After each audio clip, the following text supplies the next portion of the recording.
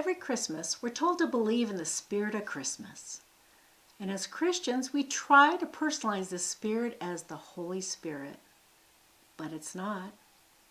It's actually make-believe. The pagans inform us, take the spirit of Christmas himself. Santa Claus, Father Christmas, St. Nicholas, Old St. Nick, Sinterklaas. His names are legend, and his true origins are as old as history itself.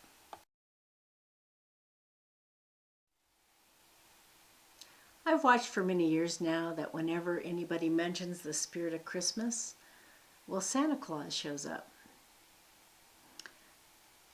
Take, for instance, in the year 2004, we had a movie called The Polar Express sweep the country.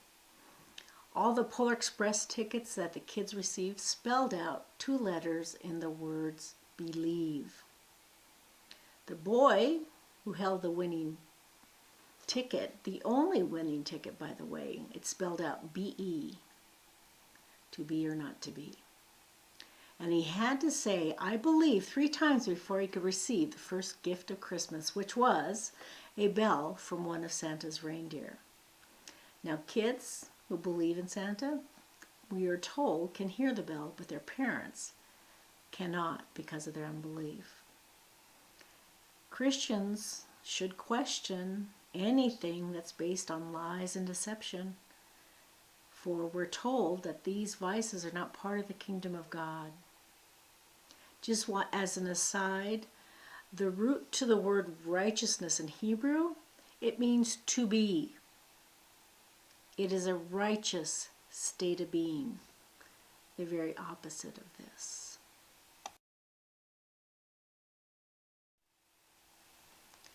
Do you remember Dana Carvey's hilarious Saturday Night Live skit called The Church Lady? If you never heard of it, you might want to Google it. It's quite hilarious. On one of the Christmas shows, he dressed up complete in conservative dress and sensible shoes and a gray wig, and he spelled out the word Santa with magnetic letters on a whiteboard. Then he rearranged them to spell, well, this is how he would say it. He would say, could it be Satan? By the way, good humor is always based on a semblance of truth, or people don't laugh.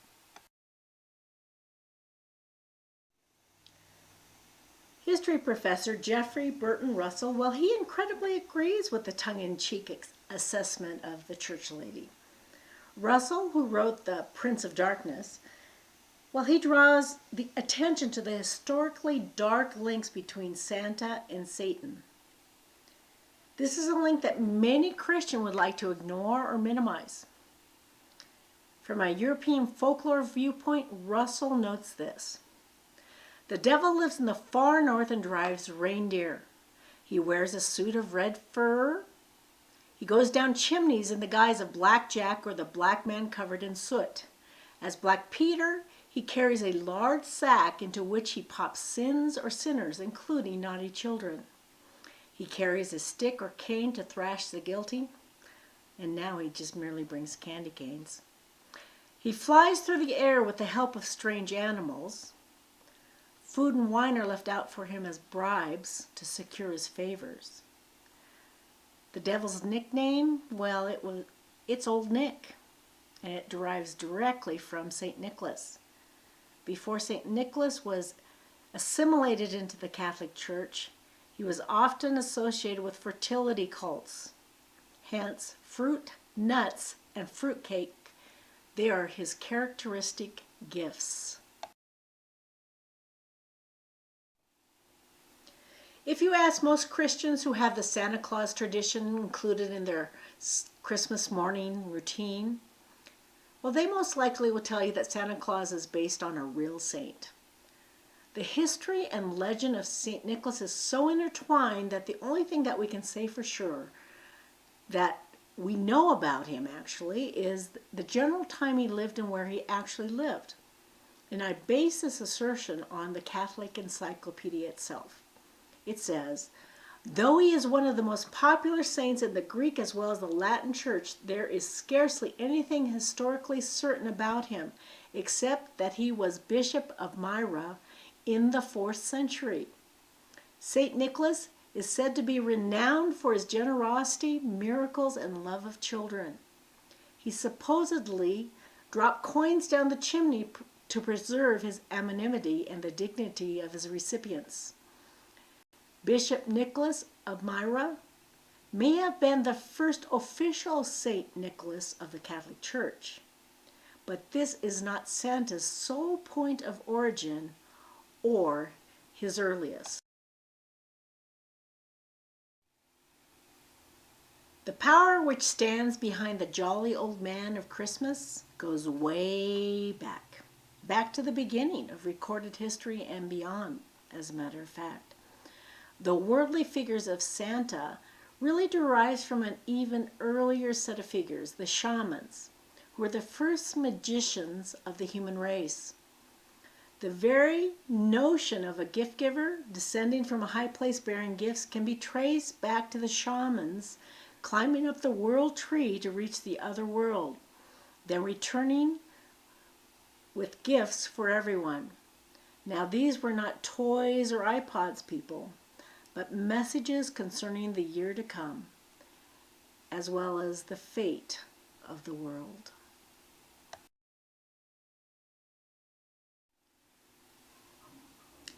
The immediate predecessor for our modern Christmas season, for Western civilization by the way, is the Roman Saturnalia. It's the worship of Saturn. I will please refer to the Where Christmas Comes From YouTube video, okay? Saturn was also known as the god, the Roman god of time and agriculture. Now other sun gods throughout all other cultures were also associated with the changing of time and vegetation, like Babylonian Tammuz and other sun gods. The celebration of the returning of the sun and its worldly blessings for the new year, well, it connects people literally to the controlling God of this world through his shamanistic priests, whether they're magicians or images of old Saint Nick. Take a look at this picture on the left if you're a Christian, because pagans, anybody who is not a Christian knows the origins of Christmas, and this is what they say. Happy Saturnalia. That's what you're really celebrating anyway. And then they say this, you Bible-thumping moron. Why I'm pointing this out is that our testimony is compromised.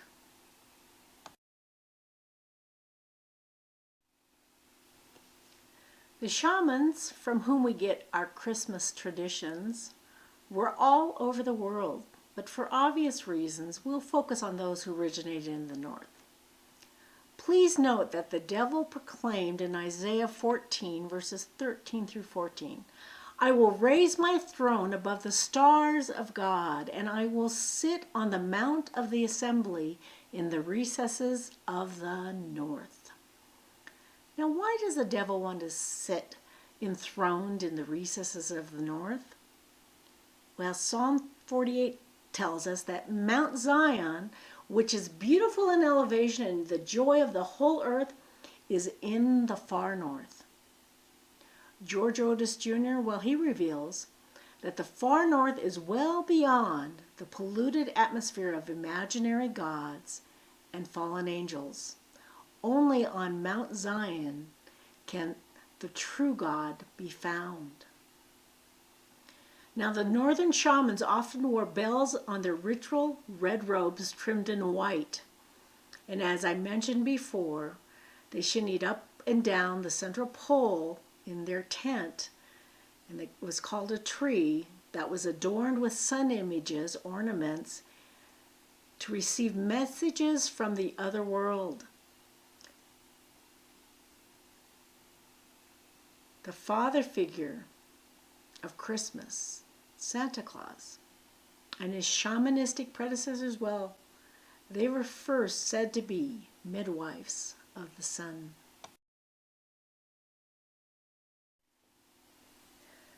Prior to 1823, well, Santa Claus neither had reindeer nor the ability to fly or descend chimneys. These elements arrived with the publication of Clement Clarke Moore's classic poem, A Visit from St. Nicholas, or it's also called A Night Before Christmas. Some have speculated that Moore, who was a professor of Oriental languages, well, he drew his inspiration from some of Siberia's peoples. These rituals to this day include the worship of a great reindeer spirit. And the only person that could communicate with the reindeer spirit was a tribal shaman who did so by eating the flying aggregate mushroom.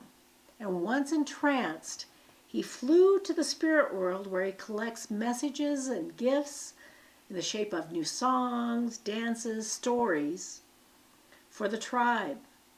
And what's interesting about this is the shaman enters the realm of the spirit, they said, through the smoke hole on the roof of his yurt or his hide tent.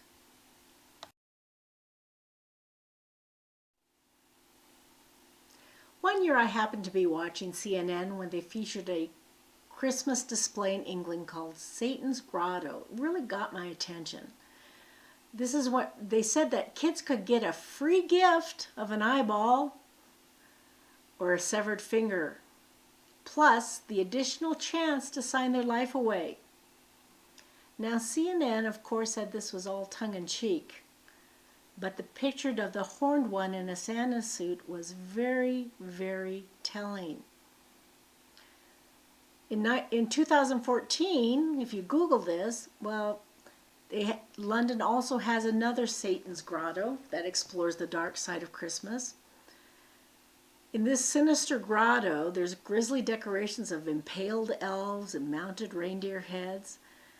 And children who are deemed wicked enough, well, they're invited to join Satan's army of darkness. And they have the chance to tell the dark king of Christmas their deepest desires. I think we should have a little bit of hesitation here, Christians. This is what we're coming into agreement with. There's more truth to this tongue-in-cheek caricature of Satan as Santa than many would care to admit. The devil is very prideful, and he does enjoy revealing what he's involved in. But you have to look very carefully because he continually masks himself as an angel of light, while his character is based solely in lies and deception.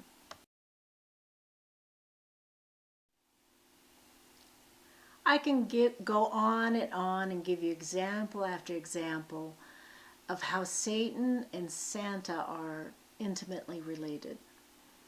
I'm just going to give you one example from the Czech Republic, okay? The devil playing Santa is reiterated in the Czech Republic on St. Nicholas Eve. A devil prowls around the neighborhoods. He interrogates the children to find out whether they're naughty or nice. The devil carries a switch with which he tries to emphasize his punishment. Okay? And it's not unusual to find photos in the Prague newspapers of frightened children being menaced by devils. I don't know about you, I don't want that for my kid. Thus, Santa Claus associated with Christmas is not a mere accident or coincidence. He is inextricably connected to Saturn's root of Christmas, whether Christians participate in his ho-ho-ho tradition or not. By the way, the term ho-ho-ho comes from a medieval mystery play called the Paradise Play. And that was Satan's entry line. When he came in on the stage, he would say, ho, ho, ho.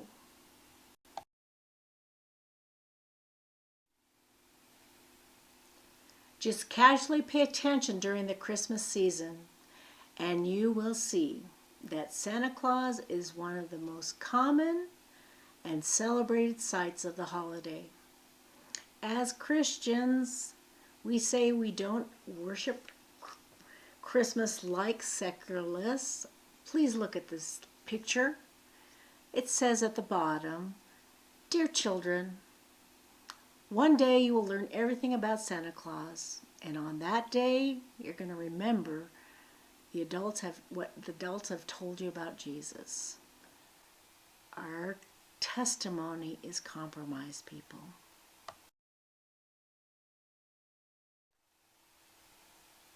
As Christians, we also say we don't worship Christmas like Buddhists.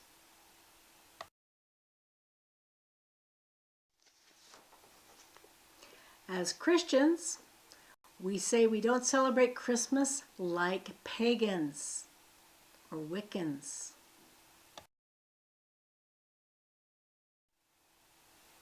As Christians, we say we don't worship Christmas like Satanists.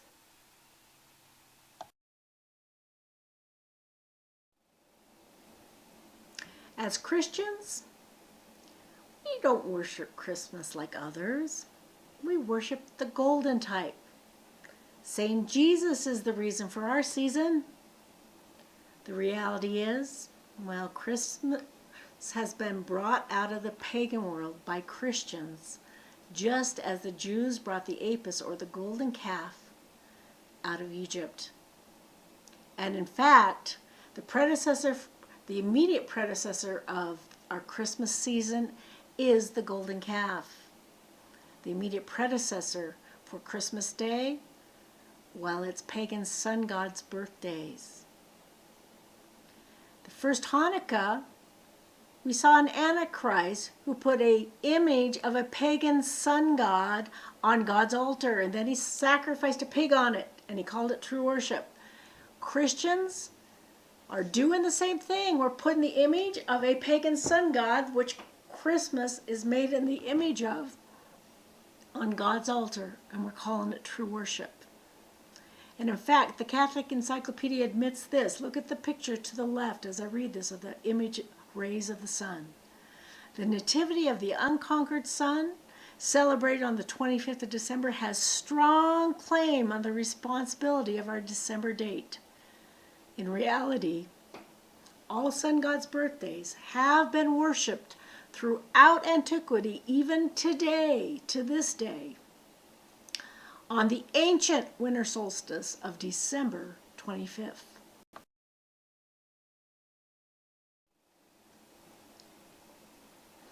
I want you to take a very good look at these pictures because it illustrates the mixture of Christmas. One can be just brushed over and it appears so holy. The other, not so much. They both are true. Are they? Well, when Jesus, he came to me with tears in his eyes, he told me this: "The mixture of Christmas grieves my heart." I love Christmas at that time. I had to come to grips immediately with the thoughts that my Christian celebration of Christ's birth actually upset him, even opposed him. It did not exalt him as I had been taught. Please take a look at this little picture on the right-hand side of this vehicle being driven by the devil, and the church is sitting in the passenger seat.